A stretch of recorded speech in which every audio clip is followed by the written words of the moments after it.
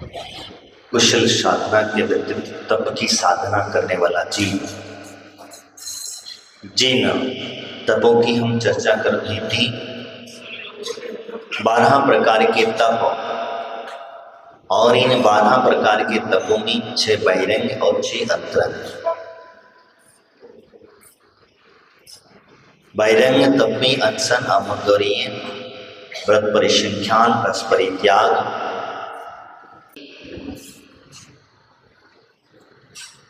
प्रायश्चित, विनय, स्वाध्याय और क्या है, वैयावृत्ति। विनय, वैयावृत्ति, स्वाध्याय, तप, अस्वाध्याय, विसर्ग और ध्यान। कायश्वर्य इसको लास्ट में कहा जाता है। काय कलश नहीं, काय कलश अंतर बहिरंग तप के अंदर। कायोत्सर्ग, कायोत्सर्ग का मतलब होता है जिसको ध्यान भी कहा है और कायोत्सर्ग भी कहा है, दोनों चीजें समझना। तो कायोत्सर्ग का मतलब ये कि नहीं, हमने जो बताया था चर्चा करेंगे। तो हम जो चर्चा कर रहे थे, सर्वप्रथम विनय, विनय की व्यवस्था समझना। विनय उसी प्रकार से हम भगवान की, चाहे गुरु की हो और चाहे मां चिदवाणी की हो, उन्हीं के अलावा हमें किसी और की विनय नहीं करना। विनय की व्यवस्था में और किसी की नहीं करना। तो एक औपचारिक विनय भी कहा है। किसका कहा है? औपचारिक विनय। औपचारिक विनय किसकी करी जाती है? जैसे माता पिता की करी जाती है, अपने बड़े जनों की, बड़े जो लोग हैं उनकी विनय की जाती है। तो ये औपचारिक विनय क्या है? ये औपचारिक विनय। तो ये विनय करना ही चाहिए। आज हमारी विनय करने की पद्धति खत्म हो गई। भगवान की तो छोड़ो, देव शास्त्रों की छोड़ो, हमारे माता पिता हो, चाहे हमारे परिवार के बड़े जन हो, परिवार में बड़े लोग हों, बुजुर्ग लोग हों, तब उनकी विनय करना भूल गए हैं। तो यही कारण होता है। देखो, तुम किसी की विनय करोगे तो तुम्हारी कोई विनय करेगा, तुम्हें कोई सम्मान देगा। एक स्वाभाविकता की क्रिया है। सामने वाला तुम्हें सम्मान जब ही देगा जब तुम दूसरे को सम्मान दोगे। तुम सामने वाले का अपमान करोगे तो तुम्हारा अपमान डबल करने वाला बैठा है। तुम एक बार करोगे, सामने वाला 2 बार करेगा। तो इसीलिए इस बात का विशेष करके हम लोगों ने ध्यान रखना चाहिए कि जब कभी भी हम जब साधना करते हैं, मतलब तप करते हैं, तो तप करना यानी विनय। और विनय करते समय को और ध्यान रखना, विनय मतलब के लिए नहीं होना चाहिए। क्योंकि कई बार ऐसा भी होता है, बच्चे को दादा की जेब से कुछ काम है, बच्चे को दादा की जेब से कुछ काम है, कुछ चाहिए, तो दादा के दादा दादा दादा करते घूमता फिरेगा, और जैसे काम निकल गया वैसे तो वो भी खराब है, वो अच्छी नहीं है। और एक विनय जो होती है वह हमें ज्यादा विनय करती है, जिससे अधिक झुकते हैं, अधिक उनके पीछे पड़े रहते हैं, अधिक हम ज्यादा उनका सम्मान करते हैं। अधिक सम्मान भी बेकार है, क्योंकि तुम्हारी उसमें मोनोपॉलिसी समझ में आ जाती है। क्योंकि विनय करते समय एक सभ्यता होती है, उस सभ्यता से व्यक्ति अगर विनय कर रहा है तो समझ लेना कि व्यक्ति विनयवान है। नहीं तो फिर एक दिखावा है। क्या होता है? चापलूस। तुम ज्यादा किसी की विनय करोगे तो आपको चापलूस समझा जाएगा कि देखो ये चापलूसी कर रहा है, और चापलूसी कर रहा है इसका मतलब कुछ तो भी गड़बड़ है। तो यानी कि इसीलिए कहा, तो ज्यादा भी नहीं करना और कम भी नहीं करना। अपनी जो जैसी आवश्यकता है वहां उस प्रकार से विनय करना। विनय की बात में हम चर्चा करते विनय प्रायश्चित। कल प्रायश्चित की हमारी चर्चा चल रही थी। तो प्रायश्चित जो है, प्रायश्चित में क्या करना? भगवान से नियम लेना और भगवान से जाके प्रायश्चित मांग लेना। क्या करना? प्रायश्चित का मतलब क्या? प्रायश्चित करते समय का ध्यान रखना। मैंने बीच में कल भी कहा था कि प्रायश्चित की जब हाँ होती है तो प्रायश्चित के भाव अपने ऐसे होना चाहिए कि अंतःकरण से पीड़ा होनी चाहिए। काहे की पीड़ा होना चाहिए कि मैंने गलती की है, मैंने गलती की है, मैंने ये पाप किया है, मैंने किसको सामने वाले व्यक्ति को दुख दिया है, मैंने सामने वाले व्यक्ति को पीड़ा पहुंचाई है, आदि आदि जीव हिंसा आदि हमने की है। तो अगर की है तो हमारे मन में दुख होना चाहिए, अंदर से पीड़ा होना चाहिए, तो प्रायश्चित करने में फायदा हो सकता है। नहीं तो क्या है, जैसे आजकल ट्रेडमार्क एक चल गया, कुछ गलती करी सॉरी बोल दिया, आगे चलते बने। क्या हुआ, सॉरी बोल दी, कुछ भी हुआ कि सॉरी, कुछ भी कहा तो प्रायश्चित के नहीं। तो इसीलिए हमें आपसे कहा, तो सॉरी बोलने से काम नहीं चलता है, सॉरी बोलने से ही काम नहीं चलेगा, काम तो वहां अंदर से पीड़ित होना चाहिए, तो फिर वह आनंद आता है। तो इसीलिए मैंने आप लोगों से कहा, ऐसी ही घटना घटी थी आचार्य गुरुदेव विपुल सागर जी महाराज के एक भाई थे महेंद्र सागर जी। मैंने बीच में आप लोगों को शायद बताया, उनकी जो समाधि कराई थी, तो समाधि के पहले उन्होंने आलोचना करी थी। आलोचना समझते, भगवान के सामने अपने दोषों की आलोचना। और जब उन्होंने आलोचना करी तो जो व्यक्ति सुन रहा था उनकी आलोचना को, वो सुनकर के दंग रह गया। क्योंकि हम कभी किसी व्यक्ति से कोई बात कहते हैं, किसी से अपनी आलोचना करते हैं, अपन प्रायश्चित मांगते हैं, तो उस समय पर क्या होता है कि हम अपनी पूरी बात नहीं कहते, पूरी बात नहीं कहते। और पूरी बात कहने के साथ में क्या होता है कि हम ऐसे एक फ्रेंड सर्किल से कह देते हैं, किसी आपस में चर्चा करते से दोस्त में चर्चा करते, बस ऐसे ही कह दिया, अरे हमने ऐसी ऐसी गलती कर दी महाराज, इसका कोई प्रायश्चित दे तो नहीं, अभी तुम्हारे भाव नहीं हुए, अभी तुम्हारे भाव नहीं हुए, तुमने कोई बात को हंसते हंसते कह दिया है, तो इसका मतलब ये है कि अभी तुम्हारे भाव प्रायश्चित के नहीं हुए हैं। इसलिए प्रायश्चित के जब भाव, आलोचना करने के जब भाव होते हैं, तो व्यक्ति कभी अपने चेहरे पर हंसी, जब दुख है पीड़ा है तो हंसेगा क्या? किसी व्यक्ति को जब दुख है पीड़ा है तो कोई हंसेगा क्या? नहीं हंसेगा। इसी प्रकार से हमारे आचार्य ने कहा कि जब कहीं हमें प्रायश्चित की आवश्यकता पड़ी तो प्रायश्चित उसी प्रकार से करना चाहिए। ऐसा नहीं कि महाराज प्रायश्चित दे दो, काय का प्रायश्चित दे दो, आलोचना। तो मैं कह रहा था महेंद्र सागर जी महाराज की आलोचना की चर्चा कर रहा, तो महेंद्र सागर जी महाराज जब आलोचना करें भगवान के सामने, पहले आलोचना उन्होंने भगवान के सामने करी। संलेखना लेने की पहले अपने दोषों की आलोचना करना पड़ती है और अपना प्रायश्चित आदि लेकर के उसकी आगे की संलेखना की ओर शुद्धि अपनी करी जाती है। तो वह पहले भगवान के सामने उन्होंने आलोचना करी। गुरु तो थे नहीं, जब गुरु नहीं थे तो क्या कहा जाए, तो उसने भगवान के सामने आलोचना करी और आलोचना करने के पश्चात उन्होंने गुरु को भी एक ऐसा खत लिखा कि वो खत को पढ़ने के बाद में भी आदमी के अंदर से अंदर ऑटोमेटिक दोनों अश्रुधाराएं बहने लग जाएंगी। ऐसा उन्होंने प्रायश्चित का विधान, मतलब अंदर की अपनी आलोचना करी, यानी भगवान से भी करी और अपने गुरु के पास भी उन्होंने भेजा। ऐसा नहीं है कि हमने सिर्फ भगवान से प्रायश्चित लिया, गुरु जी से क्या कहने की जरूरत है हमें? भगवान जी से बढ़कर के गुरु जी तो है नहीं है क्या? भगवान जी से बढ़ के हैं क्या गुरु जी? हाँ नहीं है, कहाँ भैया गुरु। लेकिन शिष्य के लिए वो भगवान से भी बढ़कर के हैं। क्यों बढ़कर के हैं? क्योंकि शिष्य को मोक्ष मार्ग बताने वाले गुरु थे, सही मार्ग दिखाने वाले गुरु थे, इसीलिए गुरु का महत्व हुआ करता है। तो भगवान की आलोचना करी, भगवान को आलोचना करी और करने के पश्चात उन्होंने गुरु के पास भी एक पत्र भेजा और पत्र में अपने गुरु के पास भी अपनी आलोचना भेज दी। क्या करा?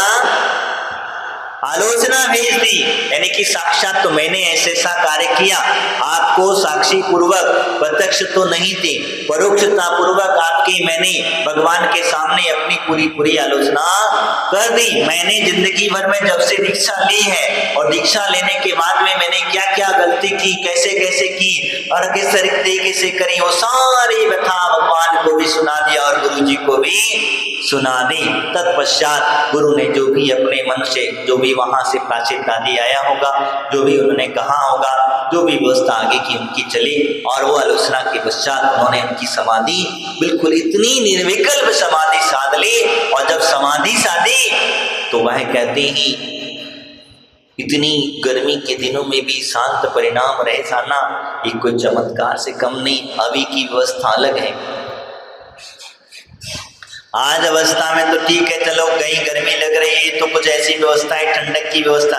उस समय पर क्या व्यवस्था थी? उस समय पर तो कुछ था ही नहीं। लेकिन जेठ मास का महीना था और उस समय भी उन्होंने कहते हैं कि संलेखना ले ली, और लेने के पश्चात उन्होंने 30 दिन की संलेखना ली और 30 दिन के अंदर में अपने शरीर का त्याग करके चलते बने। कहने का तात्पर्य, जब गुरु के सामने आलोचना की जाती है, गुरु के प्रति जो सम्मान होता है, उसी व्यक्ति की संलेखना बनती है, उसी व्यक्ति की समाधि सही ढंग से बन पाती, नहीं तो बीच में समाधियां बिगड़ जाती हैं।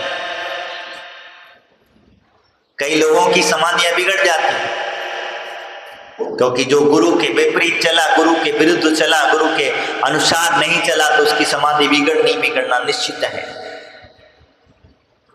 तो इसीलिए मैंने विषय निकला, इसलिए आप लोगों को बताया कि प्रायश्चित जो है वो प्रायश्चित इसी प्रकार से मांगा जाता है। थोड़ी सी आंखों में नमी ले आना, जब ज्यादा कहीं नहीं सुने महाराज नहीं दे रहे प्रायश्चित, तो थोड़ी सी नमी में ले आना।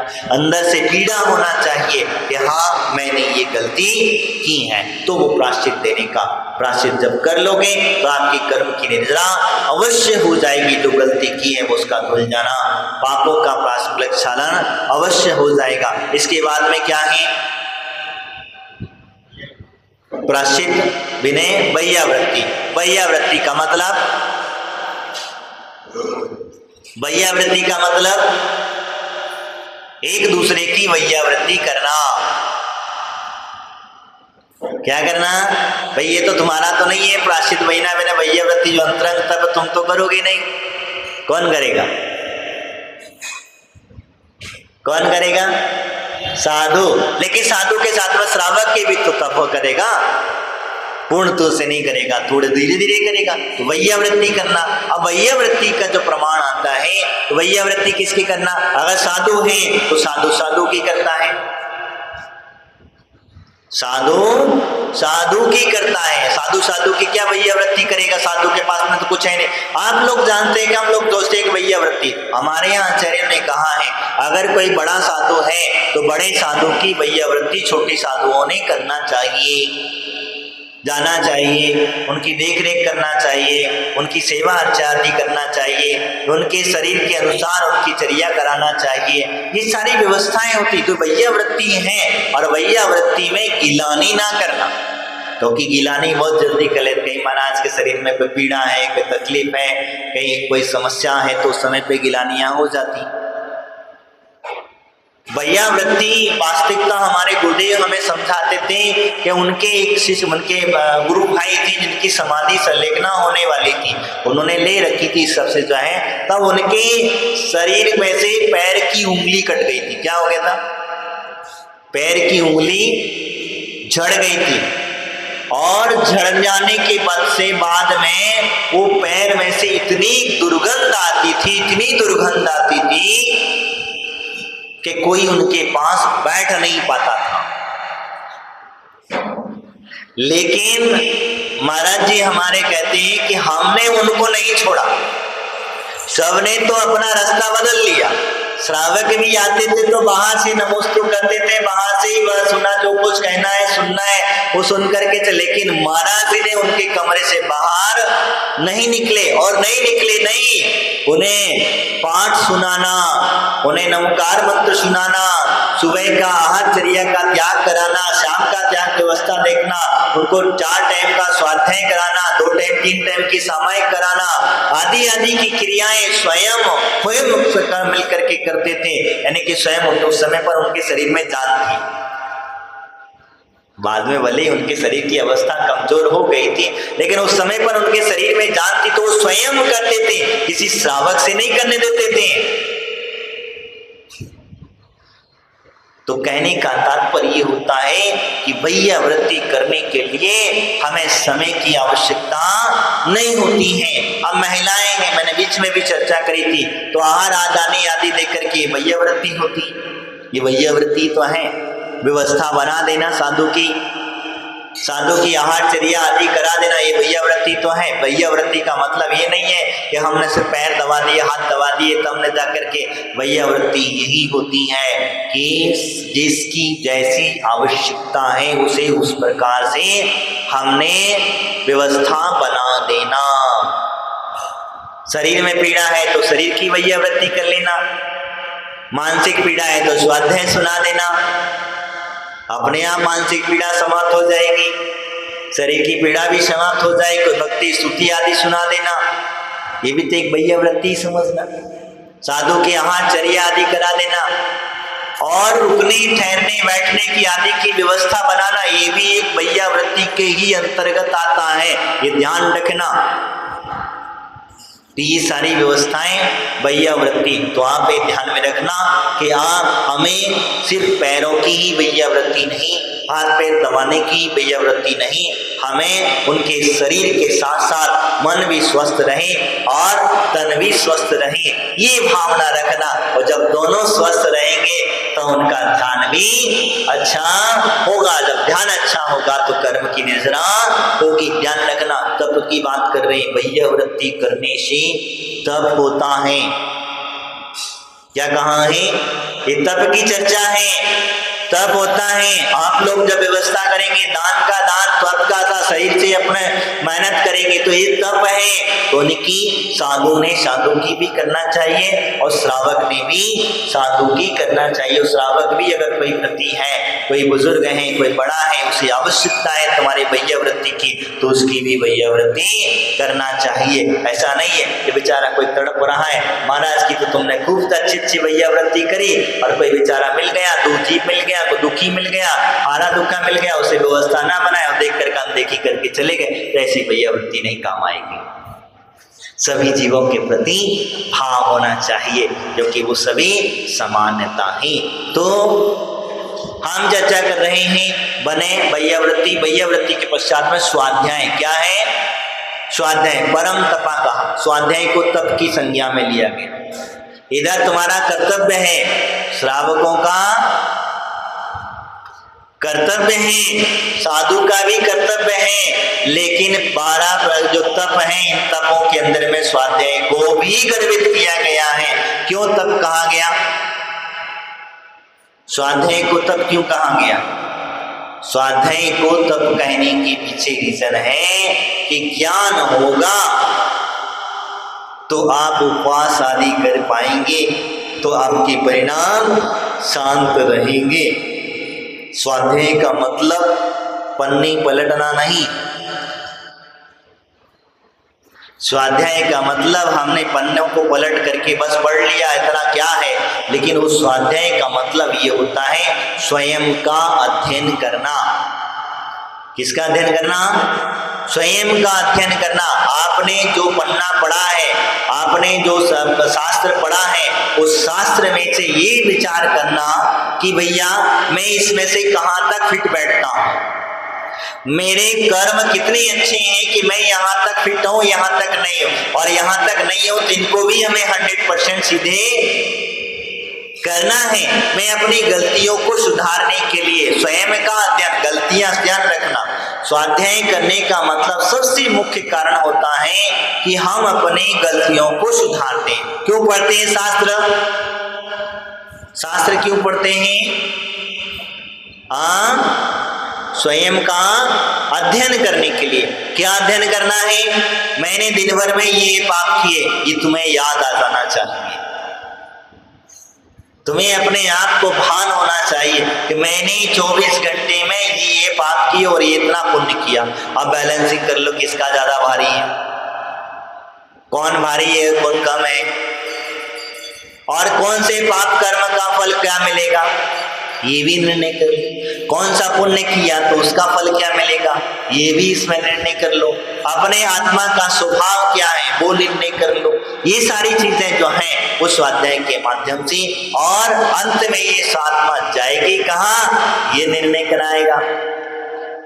अंत में ये आत्मा जाएगी कहाँ इसका भी निर्णय कराएगा। तो ये सारी बातें, छोटी छोटी बातें जो मैंने आपको बताई, ये स्वाध्याय के माध्यम से समझा जाता है। लोक की व्यवस्था समझी जाती है, लोक के अंदर में कौन कौन सा जीव कहाँ कहाँ विराजमान है, किस कर्म की वजह से कहाँ गया, क्यों गया, उसने कौन सा पाप कर्म किया था, इसकी वजह से वो वहाँ की पर्याय प्राप्त हुई, आदि आदि की जो पर्याय प्राप्त होती है, ये सारा का सारा ज्ञान स्वाध्याय से आता है। और जब ये स्वाध्याय से ज्ञान आएगा तो अपने आप के अंदर में भी विचार करेगा, तो देखो फलाना जी ऐसा किया था, इसका परिणाम ये निकला कि उसे जाकर के दुर्गति को भोगना पड़ा। क्या किया, जैसे उदाहरण के तौर पर राजा श्रेणिक ने मुनिराज की गले में सर्प डाला था, उसका पाप बंद किया कि नरक में जाना पड़ा। क्या हुआ, नरक में जाना पड़ा। ये सारी बातें जो हैं ये स्वाध्याय से हमें सीखने को मिलेगी। इसीलिए कहता हूं एक पेज पढ़ो, आधा पढ़ो, एक चैप्टर पढ़ो, पढ़ो जरूर, और उसे थोड़ा सा चिंतन में जरूर लाओ कि जो कह रहे हैं इन्होंने खाली कहा है तो मात्र हमने पढ़ने के लिए नहीं कहा, हमने खाली शब्दों को समझ लिया इसके लिए नहीं कहा, शब्द वर्गणाओं को समझ पढ़ने के लिए नहीं कहा, हमें तो अंतःकरण की भावना बनेगी, तब जाकर के हम स्वाध्याय को समझ पाएंगे। और जिस दिन स्वाध्याय तुम्हारा पूरा हो जाएगा उस दिन तुम्हारा द्वादशांग का ज्ञान प्राप्त हो जाएगा। कौन सा ज्ञान, द्वादशांग का ज्ञान, यानी कि 11 अंग और 14 पूर्व की पाठी बन जाओगे। 11 अंग और 14 पूर्व के पाठी बन जाओगे, और जिस दिन 11 अंग 14 पूर्व के पाठी हो जाओगे उस दिन तुम्हारे ज्ञान की पूर्णता हुई। अब तुम अकेले रह सकते हो। समझ में आया, अब तुम अकेले रह सकते हो, अकेले रह करके अपना धर्म साधना कर सकते हो, अकेले रह करके विचरण कर सकते हो, नहीं तो संग से जाने का आदेश नहीं है। समझ में आया, मुनिराजों को आचार्य का आज्ञा नहीं है, अकेले रहने का प्रमाण नहीं है। पंचम काल में संभवतः हो सके, चाहे भले ही हमारे किसी भी मुनिराज से या किसी भी त्यागी वैद्यन के साथ में बनती हो ना बनती हो, लेकिन संग नहीं छोड़ना चाहिए।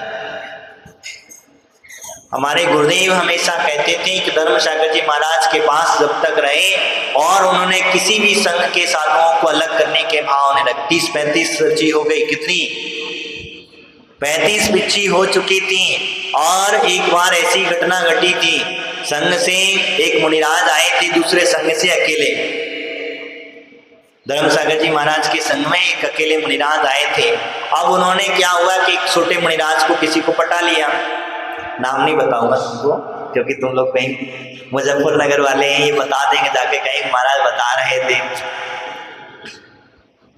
तो छोटे महाराज थे उनके संग में जो है, तो छोटे महाराज को उन्होंने जाके धीरे से पटा लिया। अब पटा लिया तो धर्मसागर जी महाराज से कहा, महाराज ने कह दी, महाराज से उन्होंने कहा महाराज कोई साधु दे दो, मैं अकेला रह रहा हूं। तो महाराज ने कहा जो जाना चाहे देख ले, क्योंकि महाराज का अनुशासन बड़ा कड़क था और अनुशासन में रहने किसी को ताकत ही नहीं होती थी कि महाराज के बिना परमिशन के बाहर निकल जाए गुरु महाराज। तो इसमें से फिर एक साधु को उन्होंने धीरे से पटा लिया, तो वो कहे जाने के लिए कहने लगे।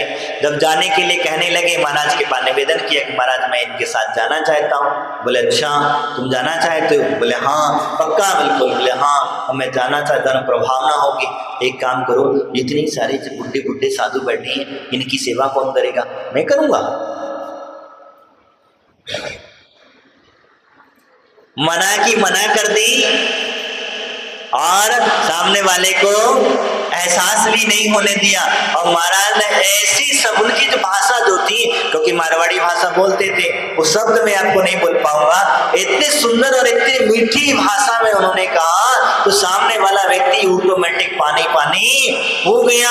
महाराज को जो जाने वाले थे उनकी भी भाव नहीं बने और उन्होंने कह दिया कि मैं मेरे गुरु को छोड़ करके कहीं भी नहीं जा सकता हूं। तो कहने का तात्पर्य मेरा वही होता है। तो वैयावृत्ति की जिसकी स्वाध्याय की हम चर्चा कर रहे थे, वो स्वाध्याय करने वाला व्यक्ति संग में रह करके जो ज्ञान अर्जन कर लेता है, वो ज्ञान बाहर रह करके अर्जन नहीं हो पाता है, ये जान वास्तविकता में। इसीलिए खास करके कहा जाता है, आप तीर्थंकरों का इतिहास उठा करके देख लीजिए, तीर्थंकरों के बनने के पहले का इतिहास उठा करके उनका देख लीजिए। उन्होंने संघ में रह करके द्वादशांग का ज्ञान प्राप्त किया। क्या किया? संघ में रह करके आचार्य की हाथ के नीचे रह करके उन्होंने वो द्वादशांग का ज्ञान प्राप्त किया और तब जाकर के गुरु ने उन्हें आज्ञा दी कि अब तुम एकल विहारी चाहते हो, जिंदगी सेवा लिंगी होना चाहते हो, आप अपनी तप साधना करना चाहते हो, तो फिर अब तुम्हें परमिशन है। जब तक तुम्हारे अंदर में पूर्ण ज्ञान की प्राप्ति नहीं होती, तब तक वह संघ से बाहर जाने की परमिशन नहीं होती और जाना भी नहीं चाहिए, क्योंकि हमारे पास में उतना ज्ञान नहीं होता। अब व्यवस्थाएं होती हैं, आजकल क्या हो गया, साधुओं को एक दूसरे की व्यवस्था नहीं जमती, अव्यवस्था होने लग जाती। कहीं किसी के, अरे हम महाराज बने हैं, खाने पीने के लिए बने हो क्या?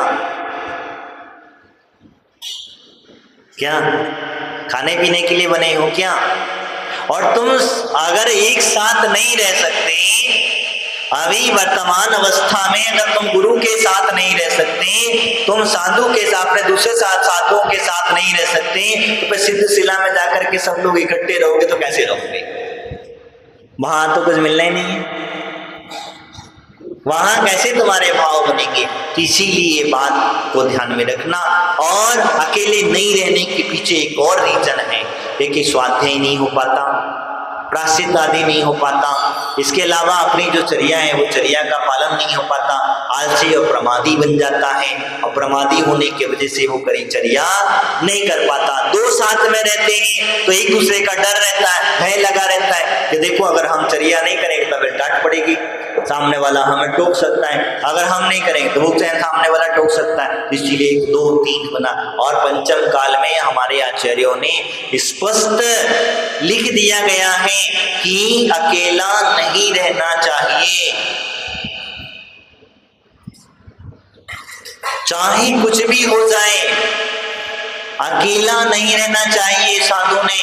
और जहां साधु अकेला रहा वो जिन आज्ञा का उल्लंघन किया, और जिन आज्ञा का उल्लंघन जिसने किया वो मिथ्या दृष्टि की मार्ग पर पड़ गया। मैं आगे की चर्चा नहीं करूंगा।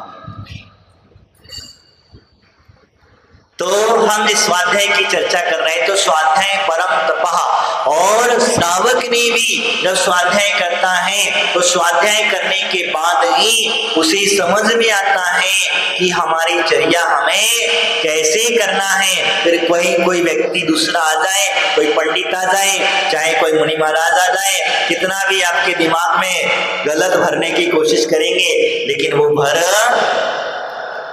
क्यों नहीं पाएंगे? क्योंकि आपने स्वाध्याय किया है, आपने शास्त्र पढ़ा है, और जब शास्त्र पढ़ा है तो आपको कोई भी व्यक्ति ठग नहीं पाएगा, तो ठगने से बच जाओगे। इसीलिए खास करके कहा जाता है कि स्वाध्याय श्रावक ने भी करना, और लेकिन श्रावक ने स्वाध्याय के साथ साथ अपना भी अध्ययन करना, जिससे हमने दिन भर में जो पाप किए हैं, दिन भर में जो हमने कर्म बांधे हैं, उन कर्मों की निद्रा कितनी करे और कितना नहीं किए, इसका भी हमारा ज्ञान होना चाहिए। स्वाध्याय के बाद में क्या हुआ? क्या दादी अम्मा कुछ कह रही है भाई? ध्यान लास्ट में आया है।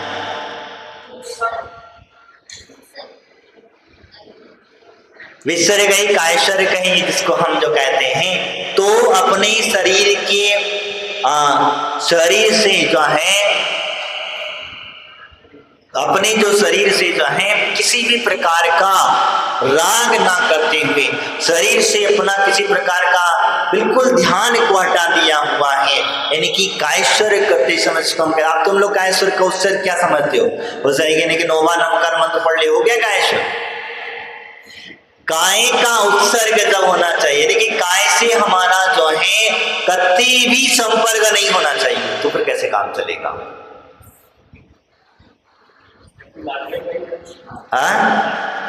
माध्यम तो वही है।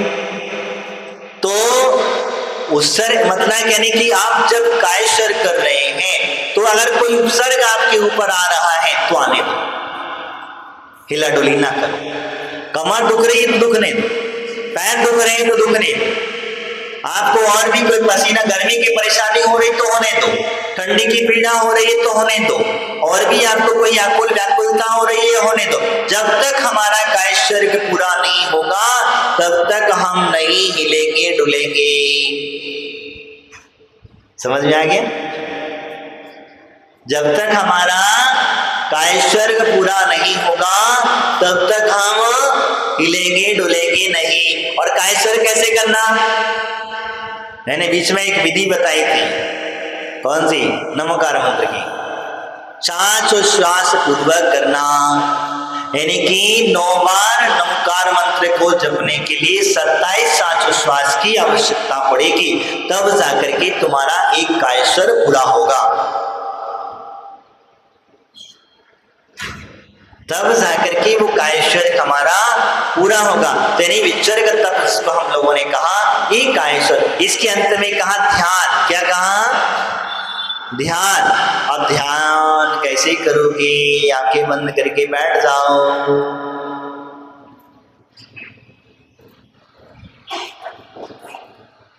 क्या हुआ? आंखें बंद करके बैठ जाओ तो ध्यान हो जाएगा? नहीं, ध्यान के माध्यम से हमारे आचार्य ने कहा है कि आंखें बंद करके बैठना है तो ठीक है बैठ जाओ, जैसा आपको लगता है। नहीं होता है तो आंखें आधी खुली हुई होना चाहिए और आंखें आधी बंद होना चाहिए। कैसी होना चाहिए? आधी आंखें खुली हुई हो, आधी आंखें बंद हो। जैसे ही भगवान की प्रतिमा की नासाग्र दृष्टि होती है, कैसी? नासा की दृष्टि जो है, भगवान की आंखें जो है इस प्रकार से होती, वैसी होना चाहिए। और ऐसा रखने के बाद में आंखें पूरी खुली नहीं चाहिए, आंखें पूरी खुली भी नहीं चाहिए और आंखें पूरी बंद भी नहीं चाहिए, क्योंकि बंद करोगे तो आंखें बंद करते ही संसार दिखना प्रारंभ हो जाएगा, और आंखें खुली रखोगे तब भी संसार दिखना प्रारंभ हो जाएगा, क्योंकि कौन आ रहा है, कौन जा रहा है, कौन बैठा है, कौन क्या कर रहा है, ये सब दिखने लग जाएगा। तो दिखेगा, दोनों में भी संसार दिख रहा है। इसीलिए कहा कि दोनों के बीच का रास्ता खोला गया, ना ज्यादा खुली और ना ज्यादा बंद। जब नासाग्र दृष्टि हो जाएगी तो कौन आ रहा है, कौन जा रहा है, उस पर ध्यान हमारा नहीं। और इसमें कहते हैं अंतर्मुखी होना। क्या होना? अंत सुना। बड़ा टफ है, लेकिन टफ नहीं है, बहुत सरल है। बस अभ्यास थोड़ा सा करना पड़ेगा, और जहां तुम्हारा अभ्यास होना प्रारंभ हो जाएगा वहां तुम्हारा बहुत आनंद आएगा इसमें जो है। इसीलिए हम लोग जो वास्तविकता में ध्यान के माध्यम से जानते हैं, तो हमने ध्यान मात्र आंखों बंद करके ही कर लिया, और वो डायरेक्शन देता गया, वैसा वैसा हमारा ध्यान होता चला गया। तो मैं आपसे जो चर्चा कर रहा था ध्यान की, तो ध्यान जो है भाई आंखें खुली हुई नहीं भी हो और अपना तो अंतर्मुखी होना। अब अंतर्मुखी होगा तो अंतर क्या देखेगा? अब इसमें क्या होता? तो उसमें वह कहते हैं चिंतन, कुछ भी चिंतन को ले सकते, कोई भी सब्जेक्ट ले सकते हो। घर का नहीं लेकर, घर का छोड़, घर का छोड़ करके, घर का सब्जेक्ट छोड़ करके आप कोई भी सब्जेक्ट ले सकते हो। चाहे जैसे लोक का प्रकरण है, नंदीश्वर दीप का प्रकरण है, आप सौदर मिंद्रा आदि के चित्तलेख ऊपर के जो प्रकरण है, सिद्ध शिला का प्रकरण है, अरिहंतों के जो समोषण आदि का प्रकरण है, और भी आप जैसे समय शिखर जी की वंदना है, आदि आदि की वंदना, इसी प्रकार से लेकर इन चिंतन को, और ज्यादा कुछ होता है मेरी भावना का चिंतन ले लिया, और ज्यादा कुछ है 12 भावना का चिंतन ले लिया, और आपको और ज्यादा कुछ आता है तो तत्वा सूत्र को उठा करके वहां बिठा दिए, तत्वा सूत्र का एक एक करके चिंतन चालू कर, और जैसे जैसे आप चिंतन, और इससे भी अगर आपको नहीं कुछ होता है तो आप सीधा सीधा नमकार मंत्र का चिंतन ले लो, उसका जाप का जाप हो जाएगा और आपका ध्यान का ध्यान हो जाएगा, उसका भी चिंतन ले सकते हैं। एक विषय ज्यादा कुछ नहीं आता है, तुम्हारे अपने स्वरूप का चिंतन करने लग जाओ, और कुछ ज्यादा चाहिए तो ये सारी व्यवस्था, तो ये अंतरंग तप हुआ करते हैं, ये 6 अंतरंग तप हैं। और इसी प्रकार से कुशल व्यक्ति तो जो है जब तप की साधना में लीन हो जाता है तो वह निपुण व्यक्ति जो है नियम से अभ्यास करता है। तो इस प्रकार से वह यहाँ पर वो कह रहे थे, निपुण मनुष्य संयम का पालन करने में सफल हो जाता है, इसी प्रकार क्षमता भावी सहज ही वैराग्य को प्राप्त कर लेता है। परंतु श्रुत के अभ्यास से मनुष्य तप, संयम, वैराग्य तीनों को उपलब्ध कर लेता है, इसीलिए श्रुत का अभ्यास करते रहना चाहिए। मैंने स्वाध्याय परम तपा की चर्चा कर रहे थे, हम कल जिस विषय को थोड़ा अधूरा छोड़ दिए थे, तो यानी कि कहने का तात्पर्य जो है, जो व्यक्ति शास्त्र का अभ्यास करता है, क्या करता है, जो व्यक्ति शास्त्रों का अभ्यास करता है, वो शास्त्रों का अभ्यास करने वाला व्यक्ति जो है तप की साधना करता है, क्या करता है, तप की साधना करता है, और तप की साधना के साथ में निपुण संयम का पालन करता है, क्या करता है, संयम का पालन। अब संयम का पालन कैसे होगा, अगर स्वाध्याय नहीं करेगा तो संयम का पालन नहीं होगा। दीक्षा ले ली, पीछे कमंडल ले लिए, व्रत ले लिए, लेकिन क्या हुआ, स्वाध्याय नहीं है, अब व्रत संयम पालन नहीं हो रहा। कोई उपसर्ग आया, कोई जहां हमें दुख तकलीफ आई, हमारा ध्यान भटका, हमने उसका दुरुपयोग कर लिया। जैसे कोई पीड़ा आई, बीमारी आई, अब बीमारी आई तो कह दिया, डॉक्टर ने कह दिया कि आपको इस चीजों की जरूरत है, डॉक्टर ने कह दिया कि आपको ऑपरेट करना पड़ेगा, हॉस्पिटल में भर्ती होना पड़ेगा, तो तुम्हारे पास ज्ञान नहीं होगा तो तुम हॉस्पिटल चले जाओगे। मान के चलो आपके हाथ में कट गया है और हाथ में आपको बहुत पीड़ा है, कोई बीमारी आ गई है। बीमारी के नाम पर मुझे एक बात याद आई, आचार्य गुरुदेव वीर सागर जी महाराज के बारे में कहा जाता है कि उन्हें कोई हाथ में गठान हो गई थी। क्या हुआ था, गठान हो गई थी, और गठान जब हो गई तो कहते हैं अब उसका ऑपरेशन करना है। अब डॉक्टरों ने कहा कि महाराज इंजेक्शन लेना पड़ेगा। काय का इंजेक्शन, सुनने करने के लिए। तो महाराज कहे मैं इंजेक्शन सुई का नाम निशान नहीं निकाला है, ये सुइयां यहां से हटाओ यहां से। तो बोले क्या, कैसे ही ऑपरेशन होगा महाराज? बोले होगा, शांति रखो। महाराज ने दोपहर का स्वाध्याय की भक्ति करी, और कहते हैं कि दोपहर की स्वाध्याय की भक्ति करने के पश्चात उन्होंने हाथ अपना कर दिया पीछे, और वहां से शिव सागर जी महाराज थे, कौन से महाराज थे वहां पर जो है उनके पास में जो थे, तो उनसे कहा उठाओ समय सार। क्या उठाओ समय सार ग्रंथ। और समय सार ग्रंथ का स्वाध्याय वाचन प्रारंभ हुआ।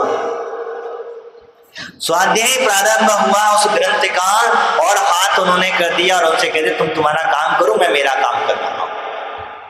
क्या कर रहा हूं, तुम तुम्हारा काम करो, मैं मेरा काम कर रहा हूं। और इधर स्वाध्याय पूरा नहीं हो पाया, वो गठान कटपिट करके टाके वाके लग के कंप्लीट होकर के तैयार, यानी कि ठीक हो, मतलब वो कर दिया गया। और महाराज जी से कहा गया महाराज आपकी पीड़ा जो थी वो निकाल दी गई। बस मेरा भी स्वाध्याय भी पूरा नहीं हुआ, इतनी जल्दी तुमने कर लिया। मतलब यानी कि उनका कतई भी उस हाथ पर ध्यान नहीं था, समय सार की गाथा में रस ले रहे थे, समय सार का आनंद ले रहे थे। तो समय सार का आनंद कब लिया जाता है? जब आपको स्वाध्याय करोगे। तो इसीलिए कहा मैंने कि जब श्रुति का आप अभ्यास करोगे तभी तो संयम का पालन सही ढंग से हो पाएगा। और जब श्रुति का ही अभ्यास नहीं होगा तो संयम का पालन कैसे होगा? मान के चलो कहीं किसी साधु का अंतराय हो गया, अब अंतराय हो गया तो सब जान तो क्या होता है। तो जब उसे ज्ञान होगा तभी तो उस अंतराय का सहन कर पाएगा। और जब ज्ञान ही नहीं होगा तो फिर क्या अंतराय को तो कहेगा अरे हटाओ इसको मत दो और खाने तो भूख लगी है भी। तो ये बात बनेगी, इसीलिए कहा जाता है। तो इसी प्रकार से निपुणता का संयम की चर्चा हम जो कर रहे थे, तो वह मनुष्य संयम का पालन करता है, अपने संयम की रक्षा कर लेता है। किससे करता है? स्वाध्याय से। अगर स्वाध्याय ना हो तो अपने संयम की रक्षा नहीं कर पाएगा, उसे जानकारी नहीं, समझ में नहीं आएगा। तो इसीलिए उन्होंने कहा संयम का पालन कर लेता है, सफल हो जाता है। इसी प्रकार समता भावी और परिणामों को सरल भाव रखने, समता भाव रखने की बात आती है। गुस्सा नहीं करना, क्रोध भाव नहीं करना, समता भाव रखने की जब बात, तो समता कहाँ रखेगा? जब स्वाध्याय करेगा तभी तो समता भाव बनेंगे। जब स्वाध्याय नहीं होगा तो समता भाव नहीं बनेंगे। फिर क्या होगा? परिणाम बदलते रहेंगे। घड़ी में गया घड़ी में गा, क्योंकि बंदर है, मन जो है वो तो उछलता रहता है, कभी यहाँ तो कभी वहां, कभी वहां, ये तो कहीं पता नहीं कहाँ कहाँ घूमता है। तो मंदिर को कंट्रोल करना है तो स्वाध्याय की आवश्यकता पड़ेगी। इसीलिए वास्तविक जाता है। और जब समता भावी बन जाएगा तो वैराग्य की जननी और बढ़ जाएगा। वैराग्य उनके शरीर से इतना झलकने लग जाएगा कि हम देख करके समझ लेंगे कि हाँ वास्तविकता ही वैराग्य की प्राप्ति हुई है। नहीं तो क्या है? वैराग्य जो होता है यानी कि ब्रह्मचर्य आदि की साधना उसकी प्रारंभिकता हो जाए। वैराग्य देखिएगा कहाँ साधु का, इसी प्रकार से कहा जाता है। तो वैराग्य में बढ़ जाएगा तो श्रुत की भावना से ही ये सब कुछ प्राप्त होता है। इसके साथ में अभ्यास से तब संयम वैराग्य तीनों की उपलब्धि हो जाया करती। ऐसा आचार्य कुंद भगवान ने अपने ग्रंथ के माध्यम से संबोधन का माध्यम कहा है। श्रावक और साधु दोनों को भी इन 12 व्रतों का पालन किया करते हैं। आज इतना ही। बोले महावीर भगवान की, आचार्य बोले शिवकुल सागर जी महाराज की, द्वादशांग सिद्धवाणी माता की, आचार्य बलदेव सागर जी महाराज की जय।